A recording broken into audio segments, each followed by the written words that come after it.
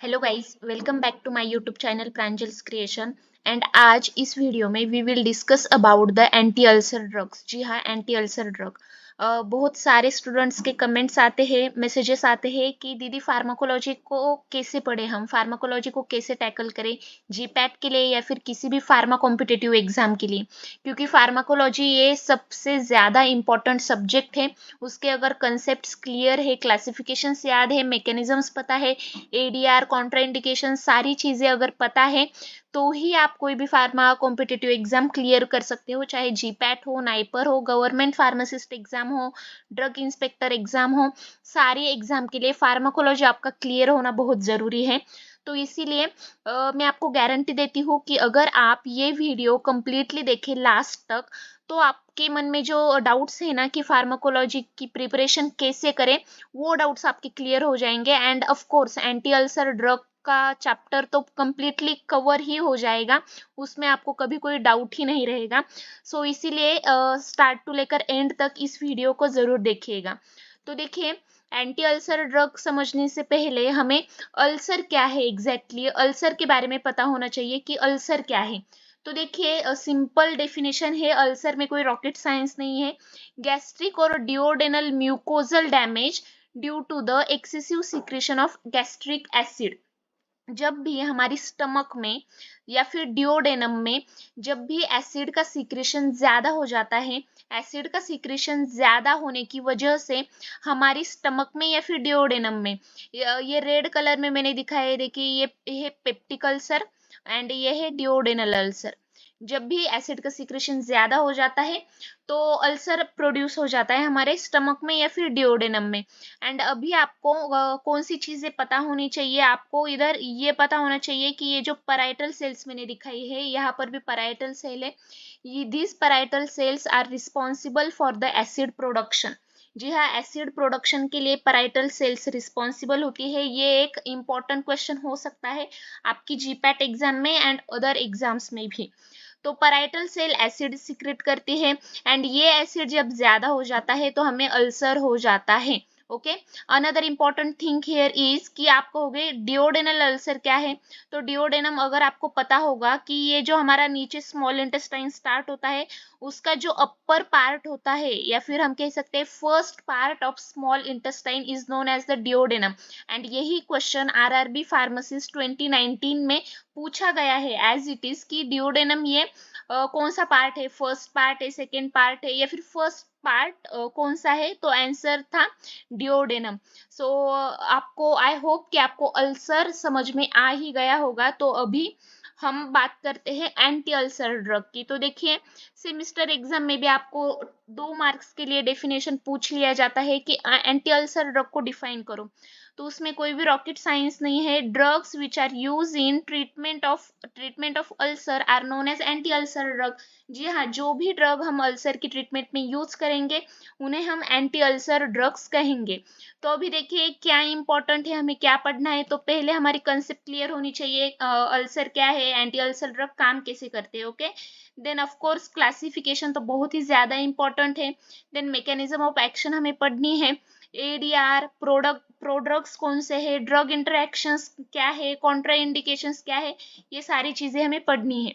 तो देखिए, सबसे पहले हमारा आ जाता है एंटी अल्सर ड्रग्स का क्लासिफिकेशन। ओके, तो क्लासिफिकेशन में देखिए, क्लासिफिकेशन को आप कैसे याद रखोगे।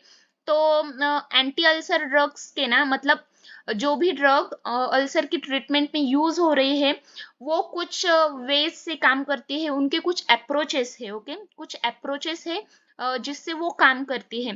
तो अगर हमें अल्सर ज्यादा हुआ है, ये है हमारा सपोज की स्टमक, एंड यह एसिड का प्रोडक्शन जो है ज्यादा हो गया है, तो हमें उस एसिड के प्रोडक्शन को रिड्यूस करना होगा, कम करना होगा या फिर इनहिबिट करना होगा। ओके, तो इसीलिए we will use the gastric acid inhibitors. जी हाँ, गैस्ट्रिक एसिड इनहिबिटर ये हमारा फर्स्ट अप्रोच है एंड ये हमारा क्लासिफिकेशन का फर्स्ट क्लास भी है, गैस्ट्रिक एसिड सिक्रेशन इनहिबिटर्स।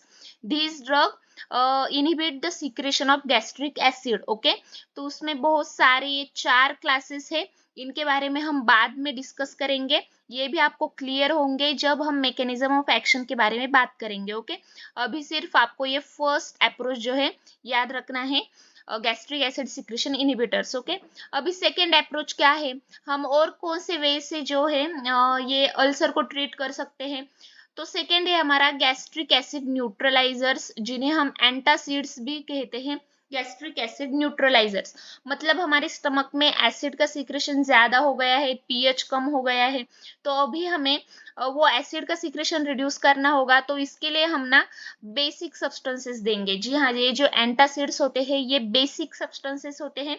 ये बेसिक सब्सटेंसेस अगर हम पेशेंट को देंगे तो क्या होगा, स्टमक में वो एसिड को न्यूट्रलाइज कर देगा। ओके, न्यूट्रलाइजेशन प्रोसेस वहां पर होगी, पीएच बढ़ेगा। ओके, तो अल्सर हील होने में, ट्रीट होने में मदद होगी। तो ये था हमारा सेकेंड अप्रोच, गैस्ट्रिक एसिड न्यूट्रलाइजर्स।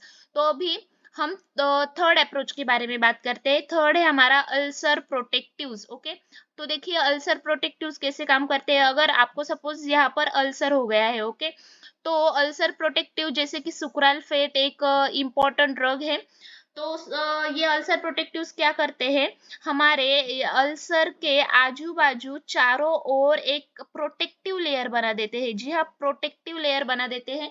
तो ये प्रोटेक्टिव लेयर क्या करेगी, ये जो हमारा अल्सर था ना, इसे ट्रीट करेंगे, मतलब इसे, इसका और एसिड का कांटेक्ट जो है वो ब्लॉक कर देगी। तो अभी एसिड इस अल्सर के कांटेक्ट में नहीं आएगा, क्योंकि ये प्रोटेक्टिव लेयर है उसके चारों बाजू। तो हमारा अल्सर ट्रीट होने में मदद होगी। ओके, आई होप आपको अल्सर प्रोटेक्टिव भी समझ में आ गए होंगे। एंड ये सुक्रालफेट जो है ना, ये एक जेल लाइक सब्सटेंसेस होता है जो कि चारों ओर से अल्सर को जो है वो घेर लेता है। नाउ अभी हमारा फोर्थ अप्रोच क्या है, हम एंटी एच पाइलोराइड ड्रग्स देंगे। Anti H pylori drugs. Okay, तो अभी ये एंटी एच पाइलोराइड ड्रग्स कैसे काम करेगी, तो देखिए एच पाइलोराई, हेलिकोबैक्टर पाइलोराई, ये ग्राम नेगेटिव बैक्टीरिया है।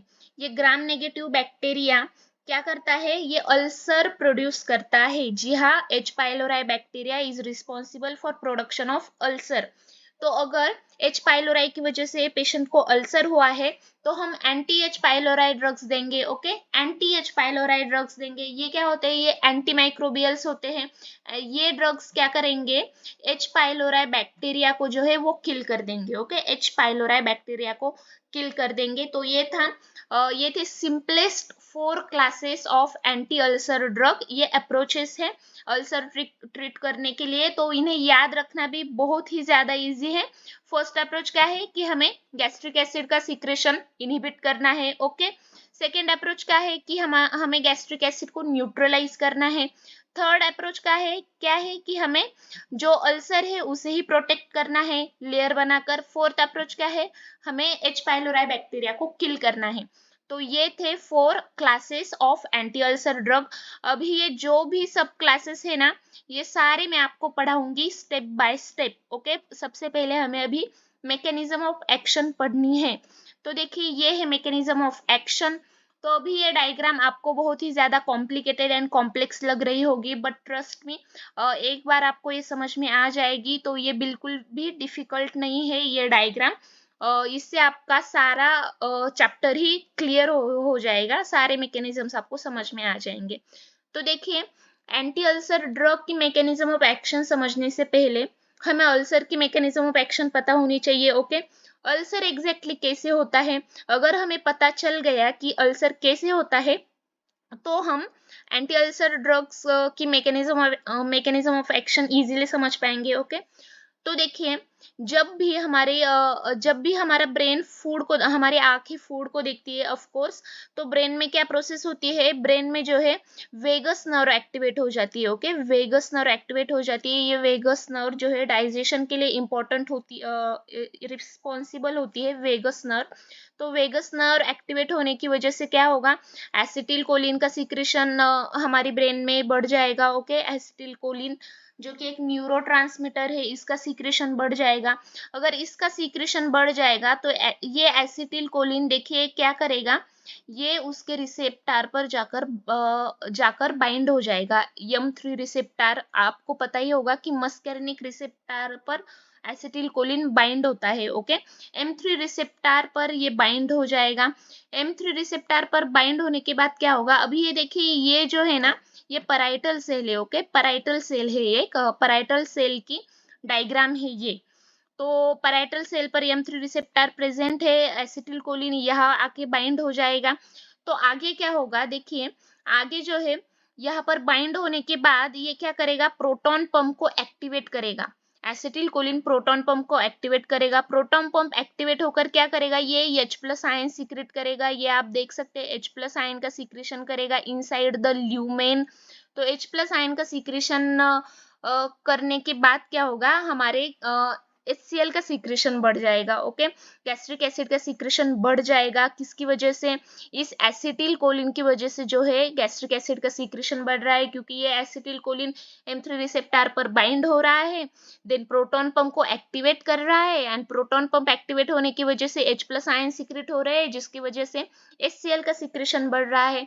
तो हमें इस एसिटिल कोलिन की एक्शन को जो है वो ब्लॉक करना होगा। ओके, अगर ये, तो सोचिए आप, अगर ये एसिटिल कोलिन इधर आकर बाइंड ही नहीं होगा तो ये सारी प्रोसेस नहीं होगी एंड एसिड का सीक्रेशन नहीं होगा। ओके, तो ये प्रोसेस को हमें स्टॉप करना होगा, एंड इसीलिए we use the anticholinergic drug. जी हाँ, एंटीकोलिनर्जिक ड्रग, जो कि एसिटिल कोलिन को इधर बाइंड ही नहीं होने देगा। एसिटिल कोलिन के पहले ही ये इधर बाइंड हो जाएगा, जिससे कि हमारा एसिड का सीक्रेशन इनहिबिट हो जाएगा। तो उसमें एग्जांपल है पायरेनजेपिन। ओके, पायरेनजेपिन इसका एग्जाम्पल है, जिस पर ऑलरेडी क्वेश्चंस पूछे गए हैं एंड पूछे भी जाएंगे। तो दीज ड्रग्स आर यूज। तो एंटीकोलिनर्जिक ड्रग, जैसे कि आप क्लासिफिकेशन में देख सकते हैं, एंटीकोलिनर्जिक ड्रग ये यहाँ पर है, एंटीकोलिनर्जिक ड्रग, जिसमें एग्जाम्पल्स है पायरेनजेपाइन, प्रोपानथेलिन, ऑक्सीफिनोनियम। तो ये तीनों एग्जाम्पल इंपॉर्टेंट है। अभी आप ये याद कैसे रखेंगे, अगर आपके पास कोई ट्रिक है तो आप उससे याद रख सकते हैं, या फिर बार बार रिवाइज करो, रिवाइज करो, रिवाइज करने से भी आपको ये याद हो जाएंगे। जैसे कि मैंने रिवाइज ही किए थे, बार बार रिवाइज किए थे। तो अभी ये तीनों ड्रग मेरे मुझे याद है, पैरेंजेपाइन, प्रोपानथेलिन, ऑक्सीफिनोनियम। सो आपकी ये क्लास की तो मैकेनिज्म ऑफ एक्शन जो है वो क्लियर हो गई। अभी हम नेक्स्ट क्लास की बात करेंगे, H2 एंटीहिस्टामाइंस। जी हाँ, H2 एंटीहिस्टामाइंस के मैकेनिज्म ऑफ एक्शन के बारे में हम बात करेंगे। तो देखिए क्या होता है, जब भी हमने फूड देख लिया तो ब्रेन में वेगस नर्व एक्टिवेट हो गई। वेगस नर्व ने एसिटिल कोलिन को एक्टिवेट कर दिया, तो ये एसिटिल कोलिन क्या करेगा, ये हिस्टामिनोसाइट पर भी जाकर बाइंड हो जाएगा। हिस्टामिनोसाइट को वो स्टिमुलेट करेगा कि तुम हिस्टामिन का प्रोडक्शन करो, तो हिस्टामिनोसाइट हिस्टामिन का प्रोडक्शन करेगी। हिस्टामिन का प्रोडक्शन होने के बाद क्या होगा, हिस्टामिन यहाँ H2 रिसेप्टर पर आकर बाइंड हो जाएगा। H2 रिसेप्टर जो कि पैराइटल सेल पर ऑलरेडी प्रेजेंट है। तो अगर हिस्टामिन यहाँ पर आकर बाइंड हो जाएगा तो ये CAMP का एक्टिवेशन करेगा, एंड CAMP अल्टीमेटली क्या करेगी, प्रोटॉन पंप को स्टिमुलेट करेगी, एक्टिवेट करेगी प्रोटॉन पंप को। एंड आपको पता है, प्रोटॉन पंप अगर एक्टिवेट हो जाए तो ये H+ आयन का सीक्रेशन करता है ल्यूमेन में, एंड H+ आयन का सीक्रेशन होने के बाद HCl का लेवल स्टमक में बढ़ जाता है। ओके, सो ये था हिस्टामिन। हिस्टामिन इस तरीके से एसिड का प्रोडक्शन करता है। ओके, तो अगर हम एंटीहिस्टामिनिक्स ड्रग्स देंगे, H2 एंटीहिस्टामिन्स देंगे, तो क्या होगा, ये हिस्टामिन जो भी एसिड प्रोडक्शन कर रहा है वो रुक जाएगा। ओके, तो इसीलिए हम H2 एंटीहिस्टामिन्स देते हैं। H2 एंटीहिस्टामिन्स क्या करते हैं कि वो हिस्टामिन से पहले ही H2 रिसेप्टर पर जाकर जो है वो बाइंड हो जाते हैं। H2 रिसेप्टर पर जाकर बाइंड होंगे तो ये पूरी आगे की जो प्रोसेस है ये स्टॉप हो जाएंगी, एंड हमारा एसिड का सीक्रेशन जो है वो रुक जाएगा। तो इस तरीके से H2 एंटीहिस्टामिन्स काम करते हैं। अभी इसके एग्जांपल्स तो आप इजी है, इसमें कोई रॉकेट साइंस नहीं है। Cimetidine, ranitidine, famotidine, roxatidine. Tidine tidine word जिस ड्रग्स के आगे है, लास्ट में है, वो H2 एंटीहिस्टामिन्स के एग्जांपल है। Cimetidine, ranitidine, famotidine, roxatidine. Okay, ये भी आपका क्लियर हो गया, सेकेंड क्लास भी। अभी हम प्रोटॉन पंप इनिबिटर्स की मैकेनिज्म ऑफ एक्शन को समझेंगे। तो देखिए, प्रोटॉन पंप इनिबिटर्स कैसे काम करते हैं। अभी आपको प्रोटॉन पंप का फंक्शन तो पता चल ही गया। प्रोटॉन पंप क्या करता है, H प्लस आयन का सीक्रेशन करता है एंड इसकी वजह से एसिड का सीक्रेशन बढ़ जाता है। तो अगर हम इस प्रोटॉन पंप को ही इनिबिट कर दे, तो प्रोटॉन पंप को ही इनिबिट कर देंगे तो H प्लस का सीक्रेशन भी नहीं होगा एंड एसिड का प्रोडक्शन भी नहीं होगा। तो इसीलिए ये थर्ड क्लास है हमारा, proton pump inhibitors. Proton pump inhibitor जिसके एग्जांपल है ओमेप्राजोल, ये आप देख सकते हैं, ओमेप्राजोल, इसोमेप्राजोल, पेंटाप्राजोल, लैंसोप्राजोल, राबेप्राजोल, डेक्साबीप्राजोल। अजोल जिसके लास्ट में है वो आपके प्रोटॉन पंप इनिबिटर्स के एग्जांपल्स है। ओके, अभी हम बात करेंगे हमारा नेक्स्ट क्लास जो है प्रोस्टाग्लैंडिन एनालॉग्स। जी हाँ, प्रोस्टाग्लैंडिन एनालॉग्स के बारे में हम बात करेंगे। तो अभी देखिए, ये प्रोस्टाग्लैंडिन जो है, ये प्रोस्टाग्लैंडिन एनालॉग्स कैसे काम करते हैं। ओके, ये हम देखेंगे प्रोस्टाग्लैंडिन एनालॉग्स की मैकेनिज्म ऑफ एक्शन। ओके, तो पहले हमें पता होना चाहिए कि अल्सर प्रोस्टाग्लैंडिन के वजह से अल्सर कैसे प्रोड्यूस हो रहा है, या फिर प्रोस्टाग्लैंडिन का अल्सर में क्या रोल है। तो देखिए, जब भी हमने फूड देखा हमारी ब्रेन ने, ओके, फूड देखने के बाद हमारी बॉडी में जो है ये गैस्ट्रिन का सिक्रेशन बढ़ जाता है। ओके, गैस्ट्रिन का सिक्रेशन बढ़ जाता है फूड देखने के बाद एंड ये गैस्ट्रिन जाकर क्या करता है, उसके रिसेप्टर पर बाइंड हो जाता है जो कि पैराइटल सेल पर प्रेजेंट है एंड यहाँ पर जाकर बाइंड होने के बाद वो क्या करता है, आगे जाकर इस प्रोटॉन पंप को एक्टिवेट कर देता है। ओके, प्रोटॉन पंप को एक्टिवेट कर देता है कौन, गैस्ट्रिन। कब, जब हम फूड देखते हैं। ओके, फूड देखने के बाद गैस्ट्रिन प्रोटॉन पंप को एक्टिवेट कर देता है एंड प्रोटॉन पंप को एक्टिवेट करने के बाद वो H प्लस आयन का सीक्रेशन इंक्रीज कर देगा। H प्लस आयन का सीक्रेशन इंक्रीज होगा तो हमारी स्टमक में एसिड का सीक्रेशन भी इंक्रीज हो जाएगा। ओके, तो हमें क्या करना होगा, एसिड का सीक्रेशन अगर रिड्यूस करना है तो हमें गैस्ट्रिन को इनहिबिट करना होगा, गैस्ट्रिन का सीक्रेशन डिक्रीज करना होगा। ओके, तब भी हम स्टमक की लेवल को रिड्यूस कर पाएंगे स्टमक में। तो गैस्ट्रिन का लेवल हम कैसे रिड्यूस करेंगे कि जो प्रोस्टाग्लैंडिन्स होते हैं, ओके, प्रोस्टाग्लैंडिन्स जो होते हैं वो क्या करते हैं, ये आप देख सकते हैं कि गैस्ट्रिन की सीक्रेशन को रिड्यूस कर देते हैं, गैस्ट्रिन के सीक्रेशन को इनहिबिट कर देते हैं। ये आप देख रहे होंगे कि नेगेटिव फीडबैक है, नेगेटिव का साइन है ना, माइनस का साइन है, मतलब ये नेगेटिव फीडबैक है, मतलब प्रोस्टाग्लैंडिन गैस्ट्रिन का सीक्रेशन इनहिबिट कर रहा है। ओके, तो ये होगा इसका फर्स्ट फंक्शन किसका, प्रोस्टाग्लैंडिन का, कि ये गैस्ट्रिन का सीक्रेशन रिड्यूस करता है। ओके, गैस्ट्रिन का सीक्रेशन रिड्यूस करने की वजह से स्टमक में एसिड का प्रोडक्शन भी रिड्यूस हो जाता है। फर्स्ट मैकेनिज्म हो गया प्रोस्टाग्लैंडिन का। अभी सेकंड मैकेनिज्म क्या है प्रोस्टाग्लैंडिन का, देखिए देखिए प्रोस्टाग्लैंडिन चार तरीके से काम करता है। एक तरीका आपने देख लिया, अभी सेकंड ये है कि प्रोस्टाग्लैंडिन आगे जाकर जो है उसके रिसेप्टर पर बाइंड होगा जो कि पैराइटल सेल पर प्रेजेंट है। उसके रिसेप्टर पर बाइंड होने के बाद ये आगे जाकर क्या करता है, सीएमपी को भी डिसएक्टिवेट कर देता है। इधर भी आप देख सक रहे होंगे कि नेगेटिव फीडबैक है, माइनस का साइन है, माइनस का साइन है मतलब कि वो रोक रहा है, इनहिबिट कर रहा है, नेगेटिव फीडबैक है। सीएमपी को जो है वो डिसएक्टिवेट करेगा एंड सीएमपी अगर एक्टिवेट नहीं होगा तो प्रोटॉन पंप एक्टिवेट नहीं होगा, H प्लस का सीक्रेशन नहीं होगा एंड स्टमक में एसिड प्रोडक्शन भी नहीं होगा।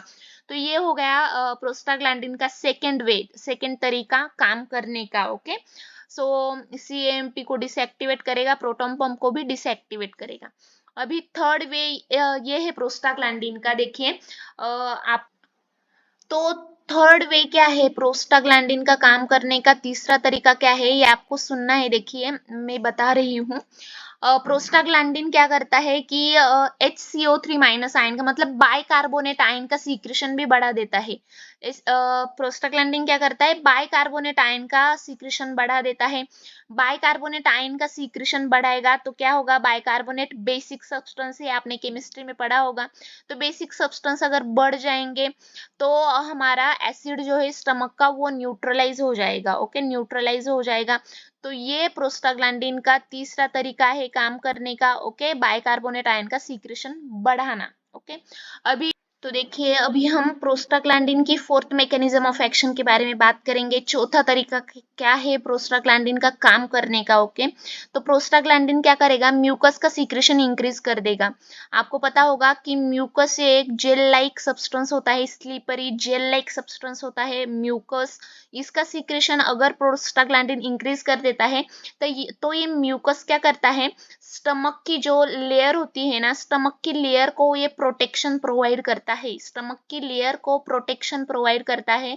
स्टमक की लेयर को प्रोटेक्शन प्रोवाइड करेगा तो ये एक बैरियर की तरह एक्ट होगा। मतलब जो एसिड है ना, स्टमक का एसिड जो है ना, वो उस लेयर के म्यूकोजल लेयर जो होती है स्टमक की, उसके कांटेक्ट में नहीं आएगा एंड उसको डैमेज भी नहीं करेगा। ओके, डैमेज भी नहीं करेगा एसिड, किसकी वजह से, इस म्यूकस की वजह से, जो कि एक जेल लाइक सब्सटेंस होता है। तो इन चार तरीके से जो है हमारा प्रोस्टाग्लैंडिन जो है एक्ट करता है। तो आई होप आपको सारे मैकेनिज्म ऑफ एक्शन क्लियर हो गए होंगे। प्रोस्टाग्लैंडिन का भी मैकेनिज्म ऑफ एक्शन क्लियर हो गया होगा। अभी ये सारे आगे की स्लाइड में थेरोटिकली इंक्लूडेड है। ओके, कंप्लीट पीपीटी आपको मिलेगी। आगे की स्लाइड्स में थेरोटिकली इन सब की मैकेनिज्म ऑफ एक्शन लिखी हुई है। अभी हम सिर्फ डायग्रामेटिकली बात कर रहे हैं।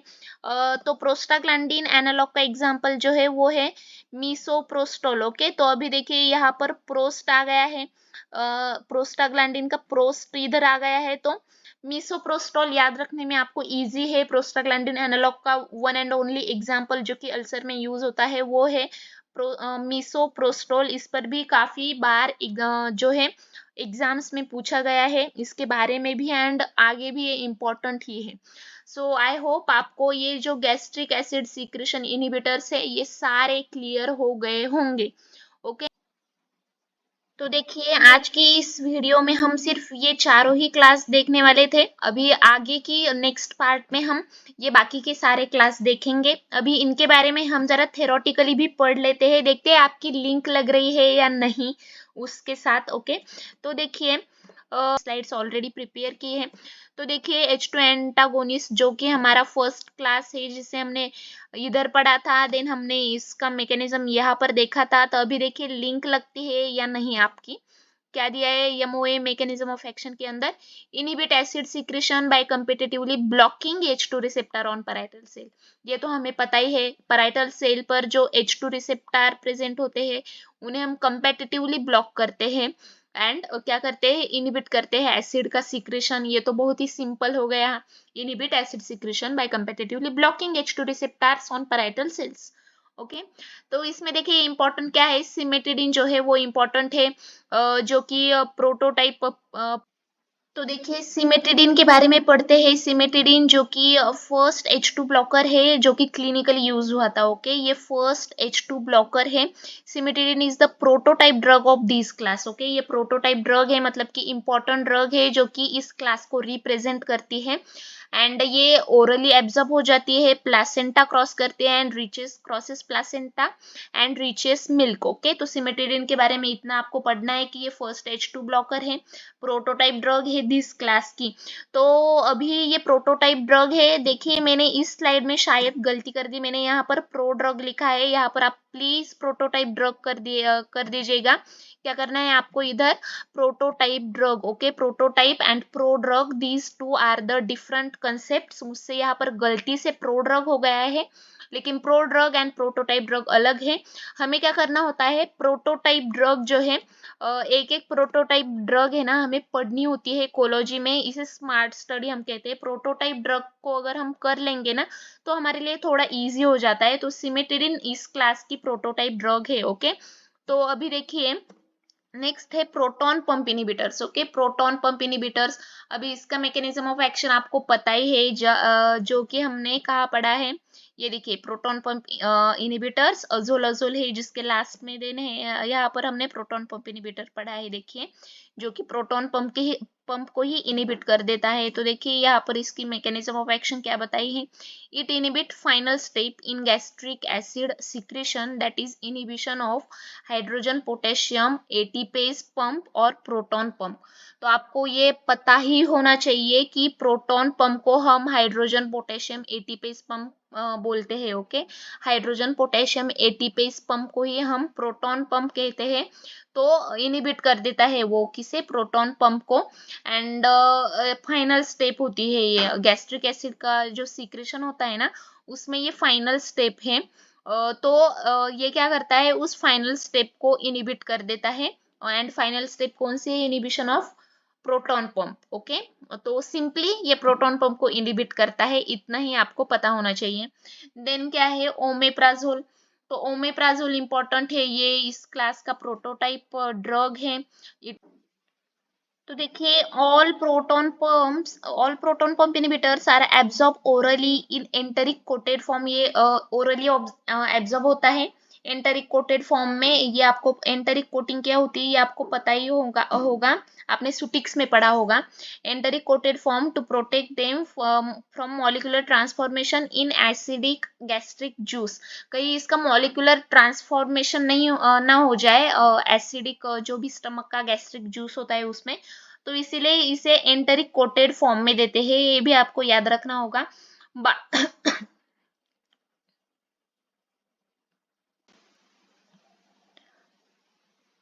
Bioavailability reduce in presence of food, hence taken empty stomach। इसे empty stomach में ही लेना होता है, क्योंकि इसकी बायो अवेलेबिलिटी रिड्यूस हो जाती है in presence of food.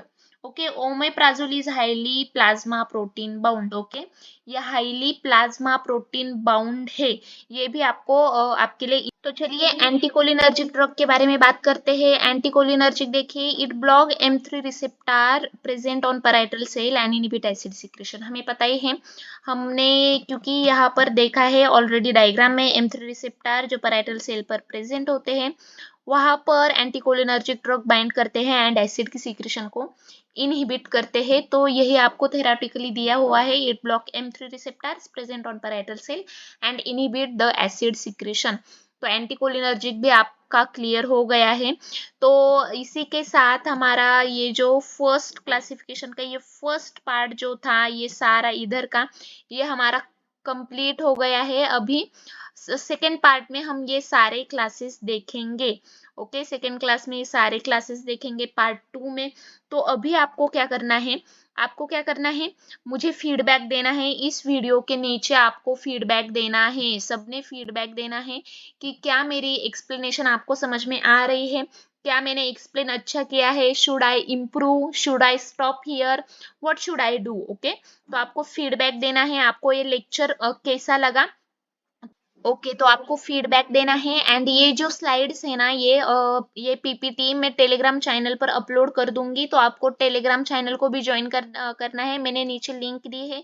Instagram page को भी आपको फॉलो करना है एंड इस यूट्यूब चैनल को भी सब्सक्राइब करना है। सो ये पीपीटी आपको टेलीग्राम चैनल पर मिल जाएगी। ओके, सो सब्सक्राइब कीजिएगा। एंड हाँ, कुछ भी डाउट होगा तो कमेंट कर दीजिएगा, फीडबैक भी जरूर दीजिएगा। एंड हाँ, ये जो क्लासिफिकेशन है ना, ये क्लासिफिकेशन सारे इंपॉर्टेंट है आपको, आपके लिए। तो अगर आपको क्लासिफिकेशन का सेपरेट पीडीएफ चाहिए ना, तो मैं नीचे डिस्क्रिप्शन में वीडियो की लिंक डाल दूंगी, उस वीडियो को देखिएगा, डायरेक्ट मैसेज कीजिएगा, I will share you the classification PDF. Okay, so thank you so much for watching.